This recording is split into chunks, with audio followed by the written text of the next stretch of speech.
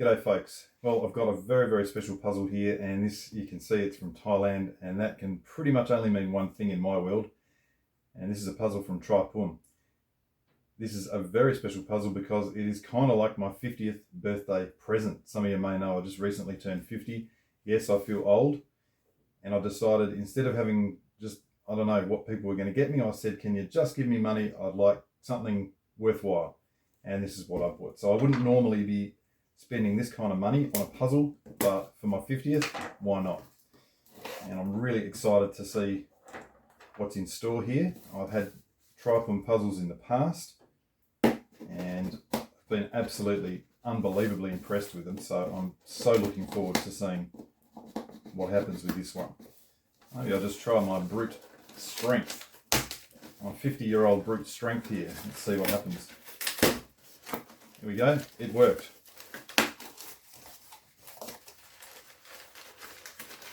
Pull this out and plonk that box somewhere else.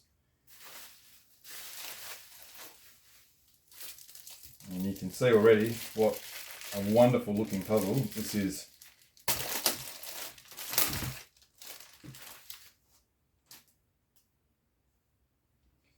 Wow, I am absolutely stunned by how good this looks. This is obviously a 4 by 6 by 8.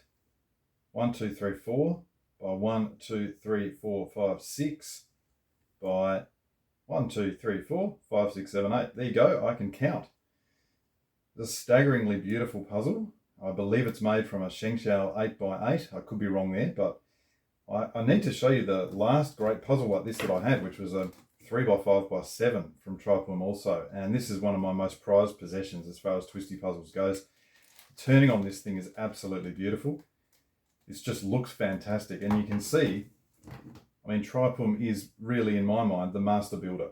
He is a phenomenal maker of puzzles, and he was so quick with this one as well. And I'm very happy to be able to support him. I'm expecting the turning here to be quite similar. Probably not quite as good as the 3 by 5 by 7, to be honest. It's a little bit of a bigger puzzle, so I wouldn't expect exactly the same. But in terms of the stickering, let's have a look. I've asked for the white and the yellow face to be sort of the largest thing, just like that. I wanted the same color scheme as that one there. So got the white there, you've got the red and the blue next to each other, the orange and the green. So it is the same sort of thing. This puzzle is a handmade puzzle. So that's what I love about it. It's a one of a kind in a sense. And by that, I don't mean no one else can get one. Anyone can go get one. But he makes it by hand, and I've seen progress photos, and I don't know how he does it, but it comes out looking absolutely gorgeous. So if we have a look at the turning of this thing, beautiful turning on the sides there. It's just so smooth. I would expect that normally what happens is the inner layers become a little bit trickier to turn. So I'm going to just try this. You can hear there's a little bit more, I suppose. I don't know if I'd call it catching, probably not. It's just not quite as smooth as these turns here. I suspect that's got something to do with the base puzzle, but I don't really know. As per usual, I'm just kind of spouting stuff. Now if I turn that one there, that turns pretty nicely. I also think as I play with this and start turning it more, it's going to become a better turning puzzle than it is now. You can see some of the things here that I think this is unavoidable with these little, it appears that they're kind of loose, and I suppose in a sense they are. I don't mind that though. You can see the little screw there. So that's going to enable me to do some tightening or loosening if I need to, but at the moment I probably wouldn't. And it turns pretty well. And it's just beautiful, vibrant colors on this thing. So happy birthday to me. What a lovely present. And I'm so happy that, as I say, normally I wouldn't pay for something like this. I have bought a number of Trai Pum puzzles in the past. I was having a look at the list, and I had things like the Rex Barrel, obviously the 3 by 5 by 7. I think I've got a 9 by 9 by 7. And wonderful puzzles, and I won't be selling this one. I did sell one or two of them before, which was something that I now regret, truth be told. So what I want to do here is just scramble it up and see how I go. So I've been out of things so long, I really am not entirely sure what the best way to scramble it is, but I'm going to just begin by doing 180 turns on the outer layers, and I'm hoping that's gonna do something. Now, probably, I think also I could probably do this. I don't see any reason why that would not work. And when I say the best thing to do here, or what I'm actually trying to achieve, I'm trying to achieve a really good scramble for this thing. So that means not scrambling things too often so that you can't scramble certain parts. For example, if I just scrambled on, let's say, the 4x4x4 face, if you like, I may not be able to separate pieces like that. That's one of the concerns. So I'm basically at the moment trying to make sure that I have good separation from these bits. Looking at that, it looks like a lot of stuff is separated now. Not everything, but a lot of it. Next thing, I'm not entirely sure again, so this could go very pear-shaped. I would like that yellow line not to be there. Now, what do I have to do to make that happen? Possibly, is that going to do anything if I turn that around? Yes, I like that. That's good. Perhaps something like that. I should say, by the way, this puzzle is probably at the limit of my weight in terms of, no, I'm not saying that I weigh like a bit less than a kilogram. I'm saying it's the limit of what I'd like to be holding when I'm solving a puzzle. And probably a lot of the time I'll do this and put it on there. It's obviously heavier than the 3x5x7. I really don't like it when the puzzle is so heavy that you just can't hold it and lift it. And this doesn't fall into that category, but it's probably, as I say, on the edge there. So, okay, that looks good. What shall I scramble now?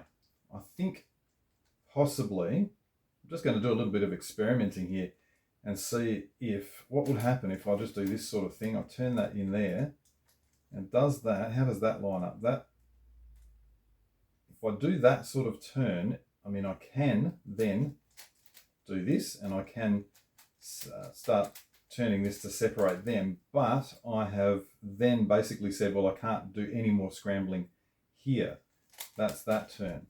What if I do a similar sort of turn, perhaps like this one?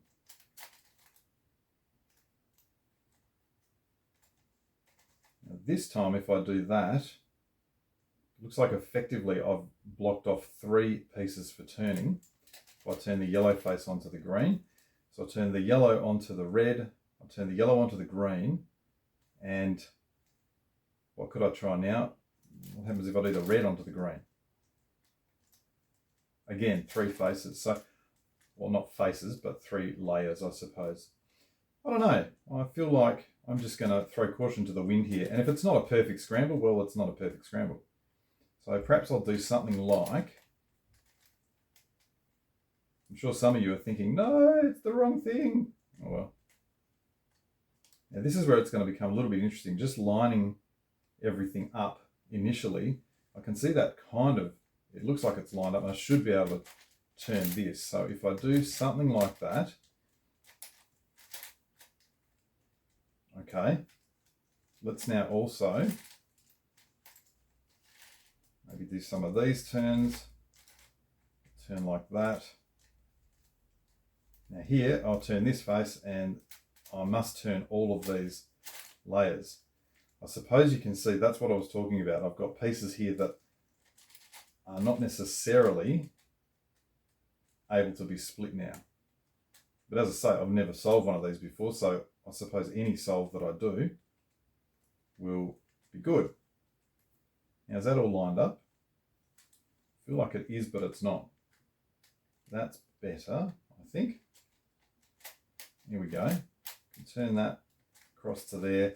I reckon I'm going to start doing some 90s now. I have been doing 90s, haven't I? Just trying to get a little bit of a scramble going here. What if I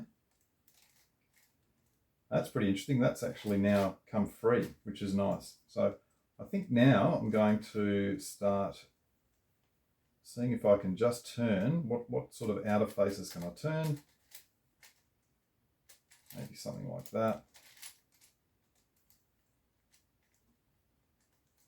As I say, this is probably not going to end up being the world's greatest scramble, but it does give an idea of the shape-shifting that this type of puzzle does and the fun that awaits me. It certainly is a little bit trickier to turn for these inside layers than the 3x5x7, but as I said, I would expect that, being a slightly bigger puzzle. And I would not say this is any kind of speed solving puzzle. Anyone who's thinking, oh, I'd like to speed solve the 4x6x8, I don't think that's going to happen. Well, you can see that I've kind of achieved something in terms of a scramble, but not everything looks to be completely separated. So I can see there's those two. But you know what? Most of the stuff, that's clearly not. Most of the stuff here is relatively separated. So for a first scramble for my 4x6x8, when I've been out of things for so long, I'm not unhappy with this. This is a nice look for the puzzle, and it does just show what a great piece of work this is. So if you're interested in getting yourself one of these or some other puzzle from Tripum, just have a look at his Facebook page. I'll put a link to that in the description. So thank you very much, Tripum, for my 50th birthday present. Very much appreciate this, and I'm looking forward to having a good go through and giving it a twist and giving it a solve.